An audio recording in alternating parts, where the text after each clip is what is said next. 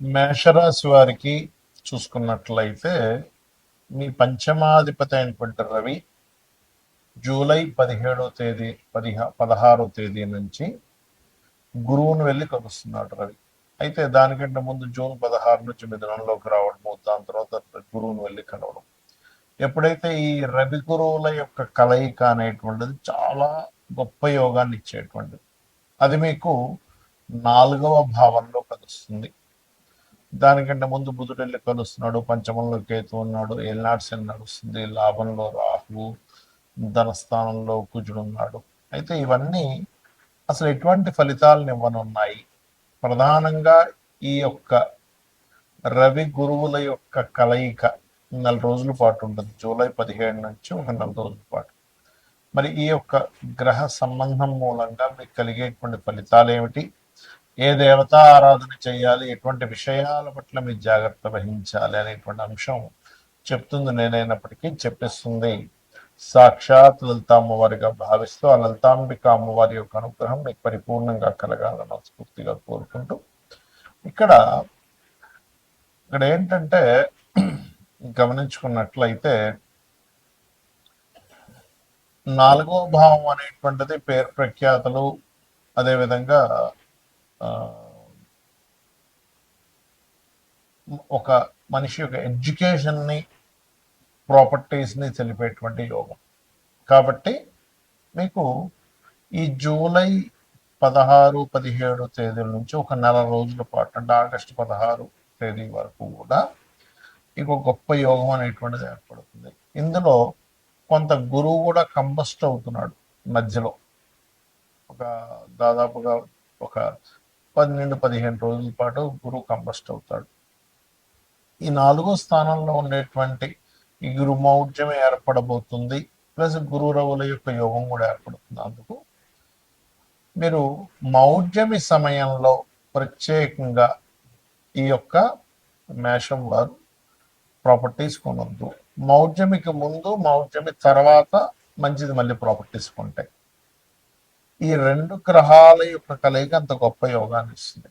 అయితే రైతులకు కానివ్వండి, అదేవిధంగా భూమిని నమ్ముకొని బ్రతికేటువంటి రియల్ ఎస్టేట్ వారికి కానివ్వండి, ఇది వర్తిస్తుంది ప్రధానంగా.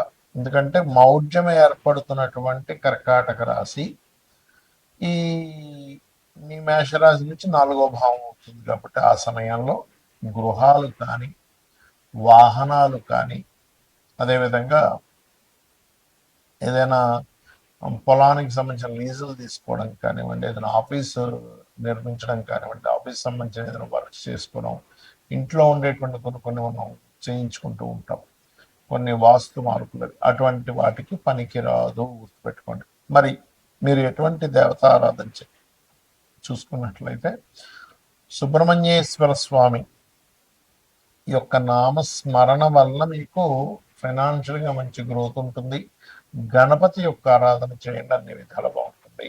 ఈ మౌఢ్యమి సమయంలో అసలు ఎలాంటి పనులు చేయాలి, అలాంటి పనులు చేయకూడదు చాలా మంది అడుగుతున్నారు. వివాహాలు, నిశ్చితార్థాలు, గృహ ప్రవేశాలు, గృహ ఆరంభాలు చెయ్యరు. ఇది మరి నార్త్ సైడ్ వాళ్ళకి వర్తించదు అంటారు, మనమే ఎక్కువగా పాటిస్తూ ఉంటాం. నార్త్ సైడ్ వాళ్ళు పట్టించుకోరు. కాకపోతే దాని ప్రభావం ఉంటుంది. ఎంతైనా కూడా మనకి వర్జము, దుర్ముహూర్తము, యమగండాలు ఇవన్నీ కొన్ని ప్రాంతాల్లో వర్తిస్తే, కొన్ని ప్రాంతాల్లో వర్తించినప్పుడు అలాగే మరి ఇది అలా అవుతుందా అంటారు చాలా మంది. కానీ ఇది అలా ఉండదు. యూనివర్సల్గా ఇది దాని ప్రభావం చూపిస్తూ ఉంటుంది. కాబట్టి నార్త్ వాళ్ళు కూడా ఇది పాటించాలి. వాళ్ళు పాటించట్లేదు కానీ పాటించాలి, అక్కడ నివసించే వాళ్ళు కూడా. ఎందుకంటే మనం చూడండి, ఇప్పుడు రాహుకాలం ఉంది, ఇక్కడ పాటిస్తున్నారు చాలా మంది. మీరు కనుక తమిళనాడులో కనుక నివాసం ఉన్నట్లయితే ఖచ్చితంగా రాహుకాలాన్ని అక్కడ పాటించాలి. ఇక్కడ ఉన్నప్పుడు వజ్రము, దుర్ముహూర్తము, అదేవిధంగా యమగండం పాటించాలి. కానీ ఈ మౌఢ్యమి సంబంధించినవి ప్రపంచం మొత్తం పాటించాలి. అయితే చాలామంది ఈ మౌఢ్యమికి కొన్ని తెలియని కొన్ని ఎలా అంటే రెగ్యులర్గా చేసేవి కూడా ఆపుతూ ఉంటారు. అంటే అలాగా ఉద్యోగం వచ్చింది, ఉద్యోగంలో జాయిన్ అవ్వాలి, మౌఢ్యమితో సంబంధం లేదు, అది మీ యొక్క జీవితానికి సంబంధించినటువంటి మీ నిత్య జీవితంలో మీకు డబ్బులు రావాలంటే కాబట్టి మౌఢ్యమితో సంబంధం లేదు, గుర్తుపెట్టుకోండి. అలాగే రెంటిల్లు మారుతున్నారు, పెద్దగా సంబంధమే ఉండదు మౌఢ్యంతో. కాకపోతే మౌఢ్యంలో అవాయిడ్ చేస్తే మంచిది, అంతేగాని పెద్ద తను ఏదో వస్తుందని మాత్రం అనుకోకండి. అదేవిధంగా ఇంకొంతమంది కొన్ని కొన్ని మరమ్మతులు చేయించుకుంటూ ఉంటారు ఇంట్లో.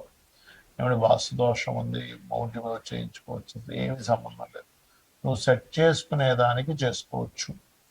ఎలా అయితే ఔషధ సేవన విషయంలో ఫలానా నక్షత్రాల్లో మంచిదని చెప్తాడు, కానీ నీకు అత్యవసరం ఉన్నప్పుడు ఒక వ్యక్తికి ఎత్తు ముడి చేశాడు, బ్లడ్ వచ్చేస్తుంది, అమ్మో ఇప్పుడు మౌఢ్యం ఉందండి, ఈరోజు దుర్ముహూర్తం ఉంది, వర్జ్యం ఉంది, లేకపోతే యమగండం ఉంది, ఇప్పుడు హాస్పిటల్కి వెళ్ళకూడదంటే ఎలా?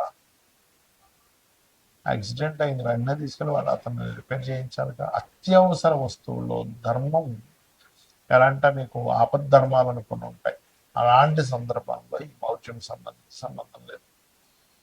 అలాగే మరొక విషయం ఏంటంటే, ఇప్పుడు నేను మీకు ఇందాక ఒక్కొక్క రాశి వాళ్ళకి మీకు చెప్తూ వచ్చా ఈ మౌఢ్యమి సంబంధించిన విషయం. మేషం వారికి ఈ ప్రాపర్టీ విషయంలోని, వృషభం వారికి అగ్రిమెంట్స్ అని, మిథునం వారికి ధన విషయంలోని, కర్కాటకం వారికి అప్పుల విషయంలోని, లేకపోతే వాళ్ళు ఏదైనా స్ట్రక్ అవ్వడం అని, సింహం వారికి ఇన్వెస్ట్మెంట్స్ అని, కన్య వారికి బిజినెస్ రిలేటెడ్, తుల వారికి జాబ్ సంబంధించిన, మరియు అదేవిధంగా వృచ్చికం వారికి దూర ప్రాంతాలు అండ్ ఉపనయనాథ సంస్కారాలు, ధనస్సు వారికేమో షేర్ మార్కెట్ అండ్ ఇన్సూరెన్సెస్, మకరం వారికేమో వివాహ సంబంధించిన, మరియు ఈ కుంభం వారికేమో మన ఏదైతే ఇందాక చెప్పుకున్నామో ఈ అప్పులు ఇవ్వడం తీసుకోవడం, జాబ్ సంబంధించిన, మరియు అదేవిధంగా శత్రుత్వాల విషయంలో మీనం వారికి సంతాన సంబంధించి. ఎందుకు అంటే వాళ్ళ లగ్నం నుంచి ఆ భావం ఆ స్థానం అవుతుంది. అన్ని విషయాలకు కాదు, పర్టికులర్గా వాళ్ళ పర్సనల్ చాట్లో ఈ విషయంలో జాగ్రత్తగా ఉండాలి. యూనివర్సల్గా జరిగే కొన్ని శుభకార్యాలకు ఎందుకు శుభకార్యాలు చేయరు ఆ సమయంలో అంటే, గురువు యొక్క దృష్టి, శుక్రుడి యొక్క దృష్టి, రవి యొక్క కిరణాల చేత, రవికి అతి సమీపంలో వెళ్ళడం మూలంట వాటి యొక్క ప్రభావం తగ్గిపోతుంది.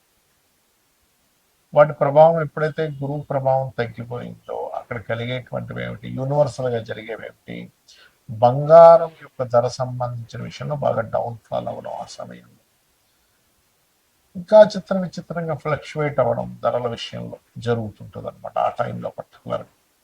అలానే మీరు చాలామంది ఏంటంటే, నేను చాలాసార్లు చెప్పాను, 1 year నుంచి చెప్తున్నాను, బాగా పెరుగుతుంటుంది, తగ్గుతూ ఉంటుంది, తగ్గుతూ 50 సార్లు అనేది జరుగుతుంది, డోంట్ వరీ అని.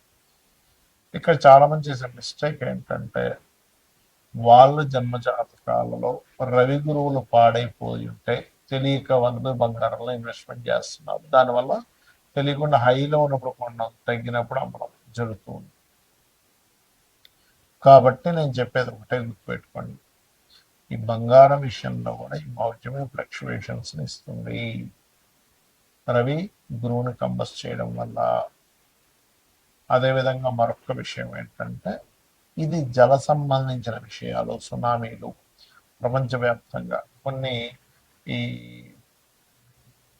ఆరోగ్య సంబంధించిన విషయంలో కూడా దీని యొక్క ప్రభావం పెరగనుంది ఈ కంబస్ట్ వల్ల.